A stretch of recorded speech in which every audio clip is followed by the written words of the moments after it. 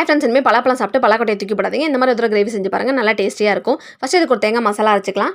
நான் மிக்ஸி ஜாரில் அரை மூடி தேங்காய், 2 முந்திரி பருப்பு, கொஞ்சம் சோம்பு, கசகசா சேர்த்து ஃபஸ்ட்டு அரைச்சிக்கோங்க. அரைச்சதுக்கப்புறமா நான் காரத்துக்கு 5 பச்சை மிளகா சேர்க்குறேன். உங்கள் காரத்துக்கு தகுந்தபடி சேர்த்துக்கோங்க. பச்சை மிளகாவோட சேர்த்து இந்த தேங்காய் அரைச்சி வச்சுக்கலாம். கடையில் கொஞ்சமாக எண்ணெய் நெய் சேர்த்துட்டு சோம்பு வந்து நான் நுணுக்கி சேர்த்துருக்கேன். பட்டை, கிராம்பு, ஏலக்காய், கருவேப்பிலை சேர்த்து தாளிச்சதுக்கப்புறமா நீளமாக நறுக்கின சின்ன வெங்காயம், ஒரு 5-6 பல் பூண்டு, பச்சை மிளகா, இஞ்சி பூண்டு பேஸ்ட்டு, ஒரு சின்ன தக்காளி சேர்த்து வதக்கிக்கோங்க. லைட்டாக வதக்கினதுக்கப்புறமா நம்ம கட் பண்ணி வச்சுருக்க உருளைக்கிழங்கு, பலாக்கொட்டை 2த்தையும் சேர்த்துட்டு தேவையான அளவுக்கு தண்ணி சேர்த்துக்கோங்க. இப்போ 2 ஸ்பூன் மல்லித்தூள் சேர்க்குறேன். தேவையான அளவுக்கு உப்பு சேர்த்துக்கோங்க. ஒரு தடவை கலந்து விட்டு காய் நல்லா வேக வச்சுக்கோங்க. காய் நல்லா வெந்ததுக்கப்புறமா நம்ம அரைச்சி வச்சுருக்க தேங்காயும் சேர்த்துட்டு கொஞ்சமாக இதில் தண்ணியும் சேர்த்துக்கோங்க.